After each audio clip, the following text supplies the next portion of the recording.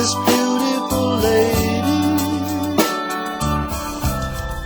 Bueno, doctora Mariana Villacorta, quedamos con una pregunta pendiente en este tema que yo ya lo había mencionado la vez pasada, un poco cuando hablábamos de la educación, ¿no es cierto? Es una materia pendiente esto. He visto en otros lugares donde se utiliza un plástico, ¿no es cierto?, con fibras, precisamente para evitar la polución ambiental que genera la tiza, porque al escribirse, porque en definitiva la tiza son compuestos tipo, digo, harina, arenoso, así, que están unidos, pero que se disuelven cuando uno escribe, ¿no es cierto? Y esto cuando se borra, genera todo ese en un ambiente pesado, ¿no?, en el aula de los chicos, ¿no? Sí. Y lo padecen también las maestras también, que son las que están más en contacto con lo que se volatiliza, digamos, de la tiza. También los chicos, por supuesto. Pero sí, es un factor más, que un alergeno más que está en el ambiente al cual estamos expuestos. ¿Y qué implica que estos chicos estén expuestos a este tipo de sustancias contaminantes en el medio? ¿Qué les puede acarrear, digo? Y generalmente es la rinitis, es la patología rinítica. Nosotros en esta zona se ve mucha rinitis, que es la inflamación de las fosas nasales, ¿sí?, que se acompaña de... Perdón, Mariana, te pregunto esto porque yo estoy seguro de que papá y mamá, cuando están en casa, de pronto se le presenta una situación como esta, y digo, hay que tener en cuenta que los chicos, cuando están en un aula que utilizan tizas, y en esto no le voy a cargar la tinta a la maestra ni a lo directivo, el sistema educativo es el responsable de modificar este estado de cosas, pero que hay que tener en cuenta que los chicos están expuestos a ese ambiente donde se volatilizan estos compuestos químicos que conforman la tiza, ¿no es cierto? Claro que sí. Perdón. Sí. No, y bueno, lo que más se ve asociado a esto es la rinitis, que se presenta como la congestión nasal, nariz tapada, estornudos, agüita, goteo nasal, ¿sí? Que es como una agüita, una secreción bien clara, bien transparente. En general no suele cursar con fiebre, pero sí es bastante molesto porque obstruye la respiración y genera este disconfort, ¿no es cierto? Y si tenemos en cuenta que el periodo lectivo es largo, ¿no es cierto? Así que eso se va potenciando. Amén de que esta zona, que gracias a Dios tiene mucha vegetación, también la vegetación en este sentido, la polinización es un factor también que precipita las patologías alérgicas, ¿sí? Y también el porcentaje de humedad del ambiente, que es una zona muy húmeda, así que estos son todos factores que de la mano como que precipitan los cuadros. Así todos sabemos que la patología rinítica aislada no es una patología en sí grave, pero sí que molesta la calidad de vida, afecta mucho la calidad de vida de los que la padecen, porque se repite y se repite. Y un punto importante a mencionar sería que puede también empeorar mucho los casos de asma, que es una patología que sí se ve más en la infancia. Entonces el cuadro alérgico precipita de repente una mayor frecuencia de las crisis asmáticas en los chicos. Así que bueno, sí, por supuesto que hay un montón de cosas que uno quisiera mejorar, y ese sería un aspecto interesante. Digo, porque recomendarías, por ejemplo, así como una cuestión general, ¿no? Porque los docentes hacen tanto esfuerzo hace por llevar adelante sus aulas, sus escuelas, ¿no? El reemplazo de los pizarrones con tiza por una herramienta de plástico con fibras. Sí, totalmente. Es lo aconsejable. Es lo aconsejable. Es lo aconsejable porque mismo muchas, ya te digo, las maestras, que son las que de repente más padecen el uso, porque son las que borran. Sí. Incluso ha pasado, yo he he escuchado de casos que mismo las maestras por sus propios medios han reemplazado su pizarrón, viendo que el sistema no iba a cambiar. Bueno, ellos buscaron su solución porque realmente... Y sí, es que no les queda otro que buscar ellos mismos su propia solución, ¿no? Claro que sí, claro que sí. Desde ya, porque en este estado de cosas es así. Sí. Mencionaste la palabra alergia, ¿no? Y hoy es común escuchar a todo el mundo, sí, soy alérgico a tal o cual cosa, ¿no? Sí. ¿Qué es la alergia y por qué hoy parecería que todo el mundo somos alérgicos a algo, Mariana? La alergia es la respuesta exagerada de nuestro sistema inmunológico, es decir, de nuestras defensas, a un determinado estímulo. Hay diferentes tipos de alergia, no voy a meterme mucho en un tema que es territorio del alergista, pero groseramente que podemos explicar es que se presentan diferentes, hay una clasificación de alergia dependiendo de la magnitud, la gravedad y muchas veces de los órganos que puede atacar, ¿no es cierto? Hay diferentes tipos. Lo que uno escucha normalmente en esta época es la alergia respiratoria, que se manifiesta también así como la rinitis, que era lo que habíamos mencionado, estornudo, congestión nasal, goteo nasal.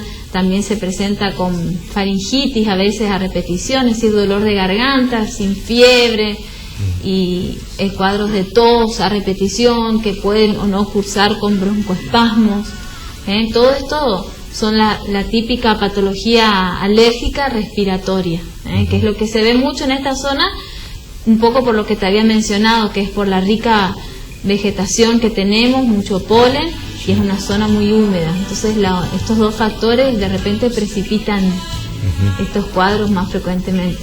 Y los cuadros parecen sencillos, pero son los más molestos. Son muy molestos. Porque uno se siente incómodo permanentemente y minimizamos también, como nos pasa a nosotros los hombres, digo yo, que nos minimizamos tanto que le metemos para adelante y que dejamos para lo último, ¿no? Una consulta médica, ¿no? Sí, la realidad es que son cuadros muy molestos. En sí este tipo de patología en general no tiende a ser muy grave, tiende a ser generalmente un curso bastante simple, con un curso autolimitado, que responde generalmente a medicaciones simples, pero genera una mala calidad de vida, genera un mal descanso, genera bajo rendimiento laboral, ausentismo laboral, y a esto sumado que generalmente se repite todos los años, varias veces por año, sí, termina cansando un poco, ¿no? Claro, agota al sujeto. Seguro, ¿no? Sí. Desde luego, sí. Esto de la alergia tiene que ver también un poco con que se me tapa la nariz y me voy corriendo a la farmacia a comprar una gota para que me libere las fosas nasales.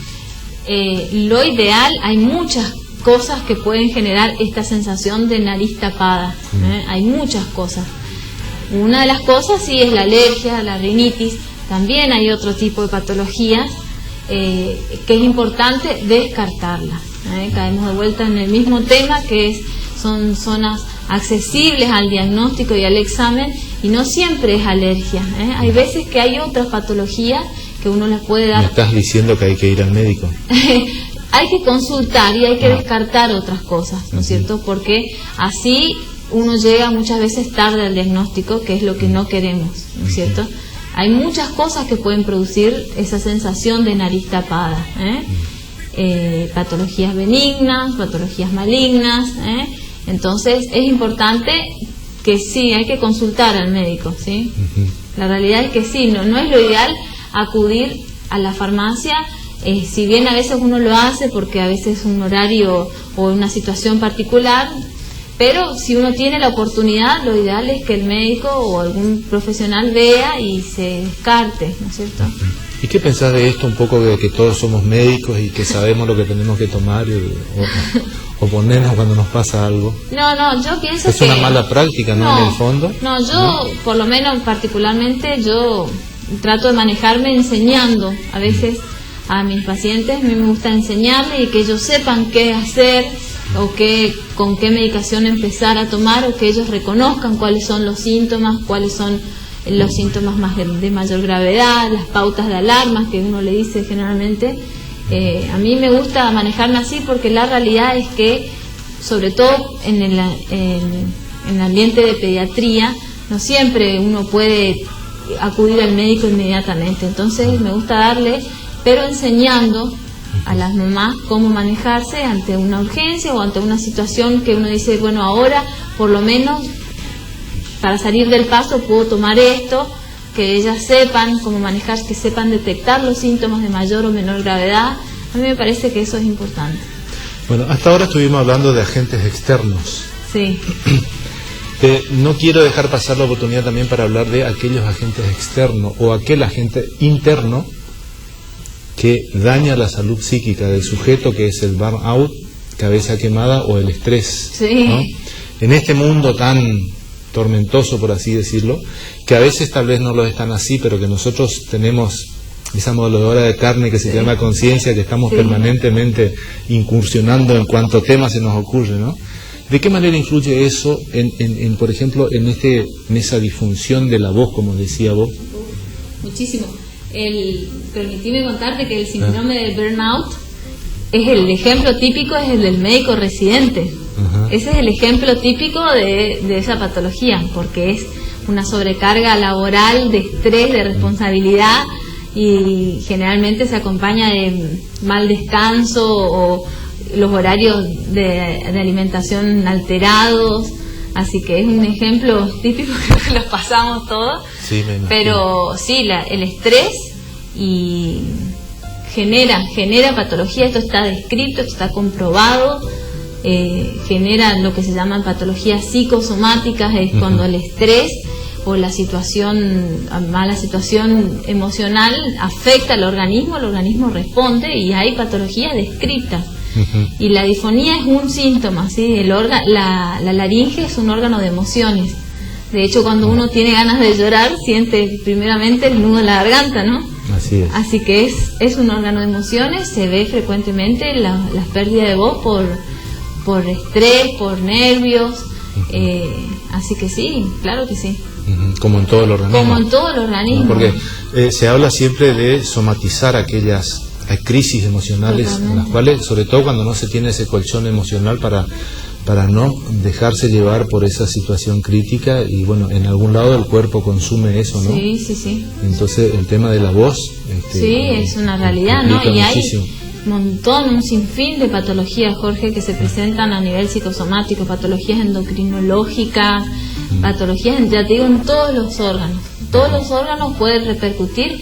Ahora, no hay una forma de predecir cómo a veces te va a repercutir el estrés. Cada organismo busca su boca de escape como puede, y a veces uno no puede predecirlo, pero sí se ven muchas patologías. Sí, sí, sí. Bueno, detalle a tener en cuenta también, ¿no? Que a veces uno piensa que se enfermó por algo, pero en realidad también tiene mucha influencia eso, ¿no? Claro que sí, claro que sí. Bueno, Mariana, por hoy te tengo que pedir si te quedó algo que puedas, como un resumen, no digo, sino alguna recomendación por ahí que te haya quedado para nuestros amigos. No, bueno, recordar nuevamente esto que estuvimos charlando al principio. Me interesa que la población sepa de la existencia de la patología maligna asociada a las cuerdas vocales.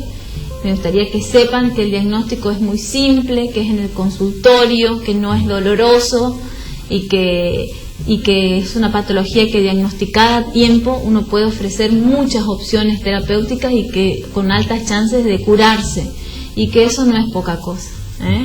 Así que me gustaría que todos tengamos esa pequeña luz de alarma de detectar y de no subestimar un síntoma tan común como es un cambio de voz, una disfonía, y todos aquellos pacientes que tengan una disfonía que dure más de un mes, es aconsejable hacer una fibrolaringoscopía. Mismo aquellos pacientes que son fumadores o que tienen un hábito etílico. Ese sería el mensaje final. Bueno, muchas gracias. Un placer, Mariana. Jorge. Y mucha suerte. Bueno. Y gracias por lo que haces en el hospital también, porque te lleva tu tiempo, te lleva más ahora que vas a ser mamá, seguramente en algunas horas se te va a dificultar un poco más, pero sé que estás siempre ahí presente. Sí, la verdad que no, agradezco mucho a toda la población que nos abrió las puertas, particularmente a mí que no soy de acá, pero que se dio la oportunidad de conocerme y de poder confiar en mí, así que eternamente agradecida. Bueno, muchas gracias. Bueno. Bien, señor director, nos vamos a la pausa y regresamos. La doctora Mariana Villacorta estuvo con nosotros hablando de esto que cada tanto lo hacemos, que es prevención de la salud.